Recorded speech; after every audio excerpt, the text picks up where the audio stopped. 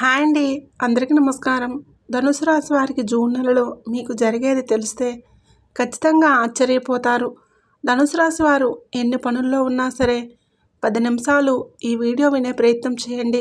ఇలా చేయటం వలన ఏంటంటే మీకు ఈ వీడియో ద్వారా అసలు ఈ జూన్ నెలలో మీకు ఏం జరగబోతుంది, ఎవరు కలవబోతున్నారు, మీరు చేయాల్సిన పనులేంటి, చేయకూడని పనులేంటి, అలాగే మీ జాతకపరంగా ఉన్నటువంటి దోషాలకు మీరు చేసుకోవలసినటువంటి పరిహారాలు ఏంటి అన్నీ కూడా ఈ వీడియోలో చక్కగా వివరంగా తెలుపబడతాయి. కాబట్టి వీడియోను పూర్తిగా చివరి వరకు వినే ప్రయత్నం చేయండి. అలాగే వీడియోకి లైక్ ఇచ్చి మాకు సపోర్ట్ చేయండి. ధనుసు రాశి వారి మీద దైవానుగ్రహం అనేది పుష్కలంగా ఉందండి. ఎందుకంటే వీరు వ్యక్తిగతంగా చాలా మంచివారు. వీరిలో కొంతమంది తెలివైన వారు ఉన్నారు, ఇంకొంతమంది అమాయకులు ఉంటారు, అలాగే కొంతమంది చురుకైన వాళ్ళు ఉన్నారు, ఇంకొంతమంది అంటే కామ్గా నిదానంగా ఉండేటటువంటి వారు ఉన్నారు.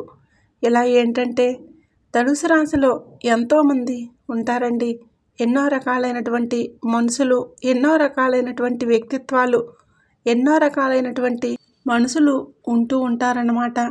అయినా వీరి రాశిపరంగా ఉన్నటువంటి అదృష్టం మాత్రం అందరికీ ఒకే రకంగా వర్తిస్తుందన్నమాట. అంటే వారి యొక్క స్థితిగతిని బట్టి, వారి యొక్క గ్రహాల యొక్క అనుకూలతను బట్టి ఎప్పటికప్పుడు ఏంటంటే గ్రహాలు అనేవి మారుతూ ఉంటాయి. క్షణం క్షణం కూడా గ్రహాలు అనేవి మారుతూ ఉంటాయన్నమాట. కాబట్టి ఇక్కడ మనుషులు చేయాల్సినటువంటి ముఖ్యమైన పని ఏంటంటే మీరు ధనుసు రాశి పరంగా మీ యొక్క గ్రహస్థితి అనేది మీ చేతుల్లో ఉండదు, కానీ మీ యొక్క మనస్థితి మాత్రం మీ చేతుల్లోనే ఉంటుందండి. కాబట్టి మీరేంటంటే మీ మనసును అదుపులో ఉంచుకోవాలన్నమాట. అంటే మీ ఆలోచన విధానం ఎలా ఉంటుందంటే అప్పటికప్పుడు మీకు కోపం వచ్చేస్తుంది, మరలా అప్పటికప్పుడే మళ్ళీ సైలెంట్ అయిపోతారు. అప్పటికప్పుడు నాకెందుకులే అని అనుకుంటారు, మళ్ళీ కాదు అని ఉండలేక మనసు ఏంటంటే మళ్ళీ అదే పీకుతూ ఉంటుందన్నమాట. అలా ఏంటంటే క్షణానికి ఒక రకంగా కాసేపు కోపం, కాసేపు మౌనం, కాసేపు చిరాకు, కాసేపు ఆశ, కాసేపు నిరాశ, కాసేపు భయం, కాసేపు సంతోషం, ఇలా ఏంటంటే రకరకాలుగా మీ యొక్క మనస్తత్వం అనేది మారుతూ ఉంటుందన్నమాట. దానికి కారణం ఏంటంటే గ్రహాలు అనేవి క్షణం క్షణం మారుతూ ఉంటాయన్నమాట. గ్రహాల మార్గం అలా మారుతూ ఉన్నప్పుడు ఏంటంటే మీ యొక్క మనసు అనేది మారుతూ ఉంటుందన్నమాట. కానీ మీ మనసును మీరు ఎప్పుడైతే అదుపులో ఉంచుకోవాలన్న విషయం మీకు తెలుస్తుందో, మీ మనసుని మీరు ఎప్పుడైతే అదుపులో ఉంచుకోవడం మొదలు పెడతారో అప్పటి నుంచి మీకేంటంటే అంతా కూడా మారుతూ ఉంటుందన్నమాట. కనిపించని దైవాన్ని, కనిపించని గ్రహాలను మనం ఏం చేయలేమండి, కానీ మన మనసు మన లోపల ఉంటుందన్నమాట. అలాంటి మనసును అదుపులో ఉంచుకోవడం అంటే కోపాలను, ఆవేశాలను కంట్రోల్లో ఉంచుకోవటం, మనుషుల మీద ప్రేమ, అభిమానాలు పెంచుకోవటం, అన్నింటికీ మించి క్షమాగుణం ఉండాలి. క్షమాగుణం ఏంటంటే ఎదుటి మనిషి ఎన్ని తప్పులు చేసినా కానివ్వండి, ప్రతిదీ కూడా దైవం గమనిస్తూ ఉంటాడు అని చెప్పేసి ఆ ఒక్క క్షమించే గుణం ఉన్నప్పుడు ఏంటంటే అది మీ పరంగా మీకు మనశ్శాంతినివ్వటానికి, మీ ఆరోగ్యాన్ని మంచిగా బాగుండేలాగా చేయటానికి ఈ క్షమాపణ అనేది చాలా బాగా పనిచేస్తుందన్నమాట.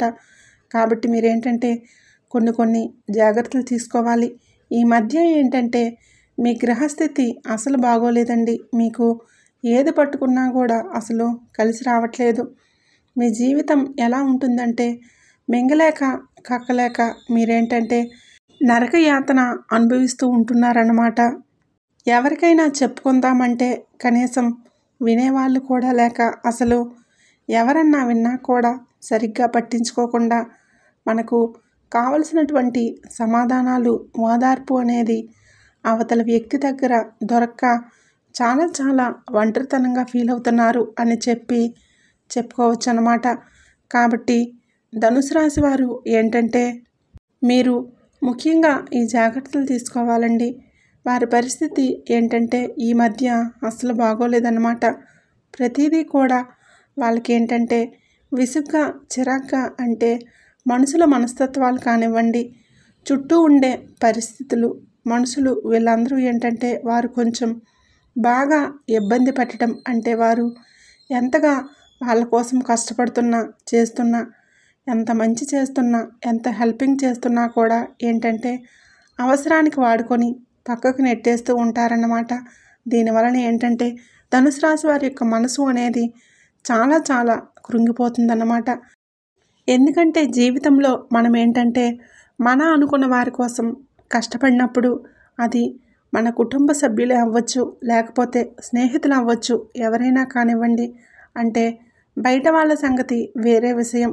ఎందుకంటే బయట వాళ్ళకు మనం ఎవరికి ఏది చేయము, ఏది అంటే మర్యాదగా పలకరిస్తే ఏంటండి అంటే ఏంటండి అంతవరకే. కానీ కుటుంబ సభ్యులతో అలా కాదు, వారితో బంధం అనేది జీవితాంతం కొనసాగుతూ ఉంటుంది. భార్య అవ్వవచ్చు, లేదా భర్త అవ్వచ్చు, పిల్లలు కావచ్చు, లేదా తల్లిదండ్రులు కావచ్చు. ఇలా ఏంటంటే వీరితో బంధం అనేది శాశ్వతంగా ఉంటుందన్నమాట. అయితే కొంతమంది కుటుంబ సభ్యులు ఏంటంటే ఎవరి కోసమైతే మనం ఎంత కష్టపడి చేస్తూ ఉంటామో అలాగే ఏంటంటే వారి దగ్గర నుంచి ప్రేమానురాగాలు అనేవి సరిగ్గా దొరకవన్నమాట. అంటే ఇంట్లో గౌరవ మర్యాదలు అనేవి తగ్గుతూ ఉంటాయన్నమాట. నువ్వెంత అంటే నువ్వెంత అనే స్థాయికి ఎదుగుతూ ఉంటారన్నమాట. అంటే అప్పుడు అనిపిస్తూ ఉంటుందన్నమాట. ముఖ్యంగా ఈ ధనుసు రాశి వారికి ఏంటంటే మానసికంగా ఈ మధ్య కొంచెం నలిగిపోతున్నారనే చెప్పుకోవచ్చు అన్నమాట. ఎంతగానో ప్రేమగా పిల్లల్ని పెంచుకొని వారి కోసం రేయింబవళ్ళు కష్టపడి పస్తులు ఉండి తిని తినక చేతనైనంత వరకు వారికి ఒక దారినిచ్చి, అంటే వారిని ఒక స్థాయిలో నిలబెట్టి ఇంత చేసి ఇంత పెడితే పిల్లలు కనీసం గౌరవ మర్యాదలు కూడా లేకుండా మాట్లాడుతూ ఉన్నారు. వారి కష్టాన్ని బూడిదపాలు చేసేస్తున్నారు. నువ్వెంత అంటే నువ్వెంత అని చెప్పేసి తిరిగి మాట్లాడుతూ ఉంటే వారి గుండె ఏంటంటే ముక్కలైపోతుందన్నమాట. వీళ్ళ కోసం ఇంత చేస్తే ఇలా మాట్లాడుతున్నారు. కనీసం ఇంట్లో ప్రేమానురాగాలు అనేవి దక్కట్లేదు. కనీసం ప్రేమగా వడ్డించే వాళ్ళు కూడా పక్కన ఉండట్లేదు. తిన్నావా లేదా అని చెప్పేసి అడిగే వాళ్ళు కూడా ఉండట్లేదు. అలా కాకుండా ప్రేమగా ఇంట్లో భార్య కావచ్చు, భర్త కావచ్చు.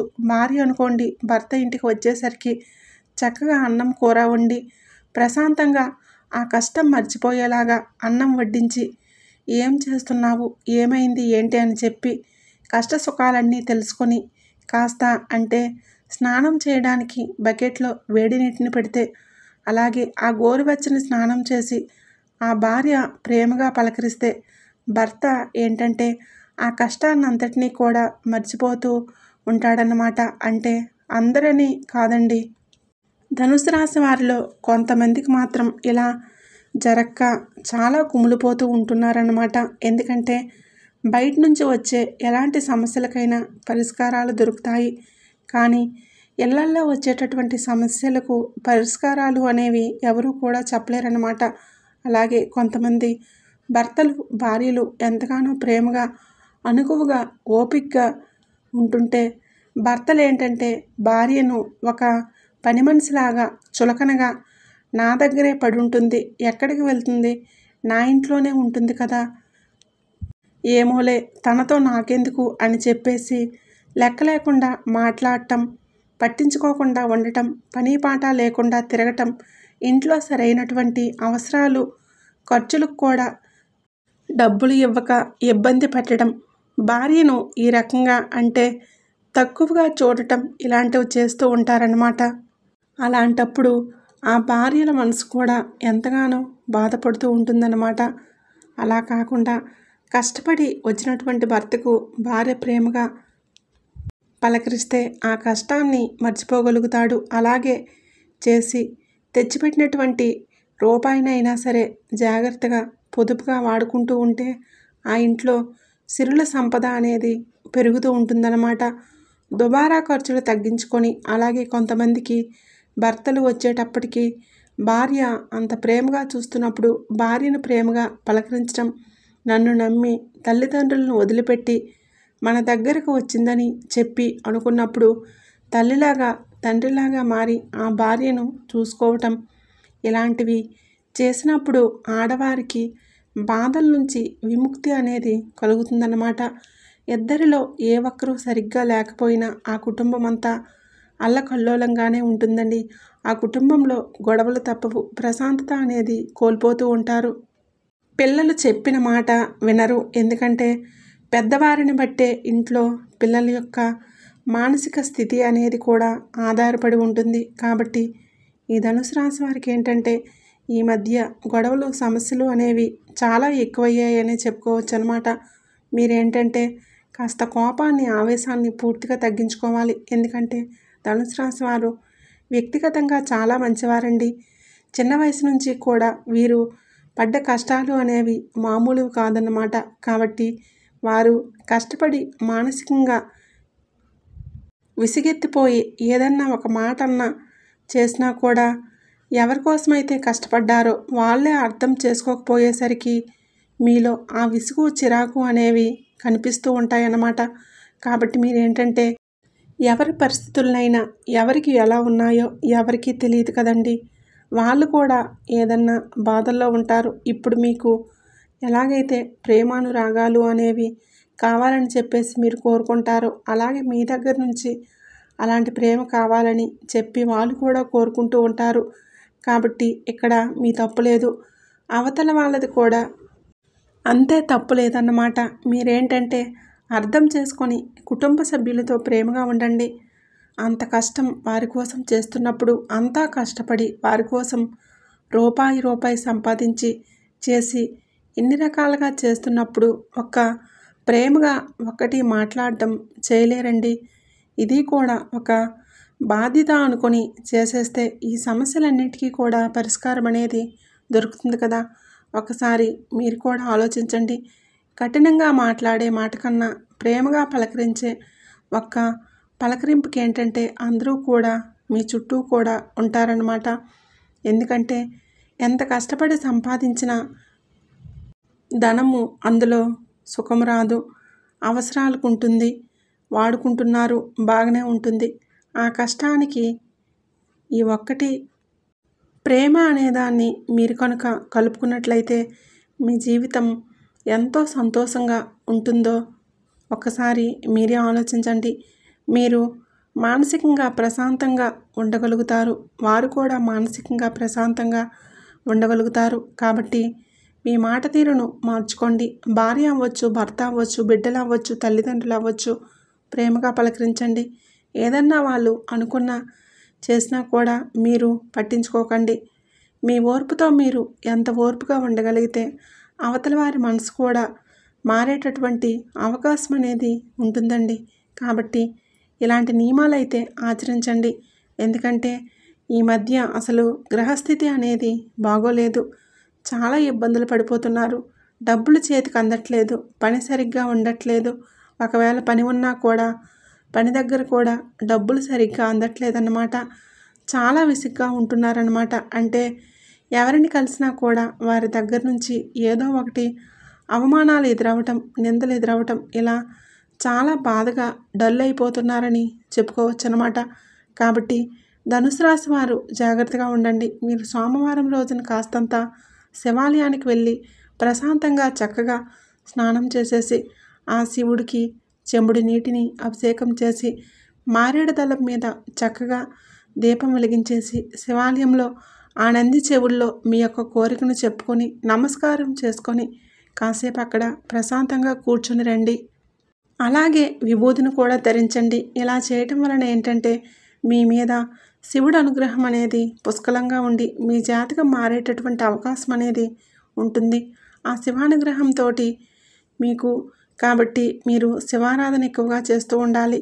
అలాగే కాసేపు ఆ దేవాలయంలో కూర్చొని ఓం నమ శివాయ, ఓం నమ శివాయ అనేటటువంటి మంత్రాన్ని 108 సార్లు చెప్పుకోవడం వలన మీకంతా కూడా అనుకూలంగా మారుతుంది. మీకు మనశ్శాంతి అనేది దొరుకుతుంది. అలాగే మీరు కోరింది కోరినట్లుగా జరుగుతుంది. డబ్బుపరమైనటువంటి సమస్యలు తగ్గుతాయి.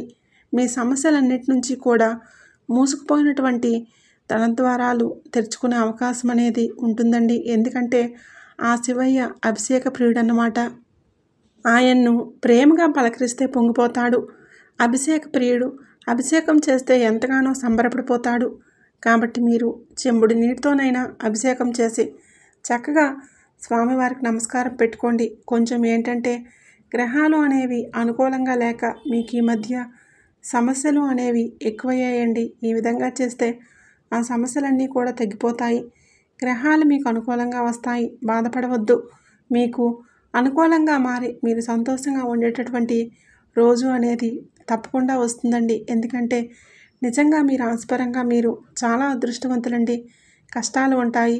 ఎంతో కష్టపడితే తప్ప మీకు రూపాయి అనేది రావటం లేదు. అలాంటి రూపాయి అనేది మీ దగ్గర కూడా నిలబడడం లేదు. ఏంటంటే రకరకాలుగా ఇబ్బందులు పడుతూ ఉన్నారు. కాబట్టి ఆ సమస్యలన్నిటికీ కూడా పరిష్కారం దొరికి మీరు ఏదైతే కోరుకున్నారో అది దక్కుతుందన్నమాట. అలాగే కుటుంబం తరపు నుంచి కూడా ప్రేమాభిమానాలు అందుతూ ఉంటాయి. కాస్త కోపాన్ని తగ్గించుకోండి. ఆరోగ్యం మీద దృష్టి అనేది ఉంచుకోండి. సమయానికి తినటం, సమయానికి నిద్ర, శివారాధన మీకు తప్పనిసరి అన్నమాట. ఎందుకంటే అనారోగ్య సమస్యలు అనేవి మీకు ఈ మధ్య తరచుగా ఎక్కువైపోతున్నాయి. మీరు కంటి నిండా నిద్రపోయి ఎన్నాళ్ళయిందండి? ఒక్కసారి మీరు ఆలోచించుకోండి. కాబట్టి మీరు మీ మీద మీరు కూడా ధ్యాస అనేది ఉంచుకోండి. చక్కగా ప్రశాంతంగా తినండి. ప్రశాంతంగా నిద్రపోండి. పనులు జీవితాంతం ఉంటాయండి. బాధ్యతలను మనం నిలబెట్టాలి అని అంటే ముందు మన ఆరోగ్యం అనేది సరిగ్గా నిలబడాలన్నమాట. కాబట్టి ప్రత్యేకంగా మీ ఆరోగ్యం మీద కాస్త దృష్టి అనేది ఉంచుకోండి. అలాగే మీ మీద నా దృష్టి ఎక్కువగా ఉంటుంది. అలాగే స్నేహితులు కూడా కొంచెం ఇబ్బందులు పెట్టే అవకాశం అనేది ఉంటుంది. కాబట్టి బయట కూడా జాగ్రత్తగా ఉండండి. ఎక్కువగా ఎవరి విషయాల్లోనూ తలదూర్చవద్దు. ఎవరిని కూడా మీ జీవితంలోకి తలదూర్చనీయొద్దు. నరదిష్టి నుంచి బయటపడడం కోసం కాస్త సోమవారం మీరు శివాలయానికి వెళ్ళి రావటం, స్నానం చేసే నీటిలో కూడా చిటికెడు విభూతిని వేసి స్నానం చేయటం, నుదుటిన విభూతిని ధరించడం, అలాగే దీపారాధన చేసుకోవటం, ఇంట్లో కూడా శుక్రవారం రోజున అలాగే సోమవారం రోజున, శుక్రవారం లక్ష్మీనారాయణులకు, సోమవారం శివపార్వతులకు ఇలా మీరు దీపారాధన చేసుకోవటం, దీపంలో ఒక యాలక్కాయను వేసుకోవటం, ఒకరోజు లవంగం వేసుకోవటం, ఇలాంటివి చేయటం వలన లవంగం దీపం ఏంటంటే కష్టాలను దూరం చేస్తుంది. యాలక్కాయల దీపం ఏంటంటే ఒక్కటి చాలండి, ఎక్కువ వద్దు, ధనాన్ని ఆకర్షిస్తుందన్నమాట. ఇలాంటి నియమాలు పాటించండి. కాస్త రాళ్ళ ఉప్పుతో ఎడమ చేత్తో దిష్టి దిగదుర్చుకొని తీసేయండి. బాగా దిష్టి ప్రభావం ఎక్కువగా ఉంది. మీకు ఈ మధ్య మనసు అనేది అసలు కంట్రోల్లో ఉండట్లేదు. కాబట్టి కాస్త ఆవేశాన్ని తగ్గించుకొని ధ్యానం చేయండి. అలా ధ్యానం చేయడం వలన ఏంటంటే మీకు మానసిక స్థితి అనేది అదుపులోకి వస్తుంది. మనశ్శాంతి అనేది దొరుకుతుంది. ఏదైతే కోల్పోయారో అది మీకు తిరిగి వస్తుంది.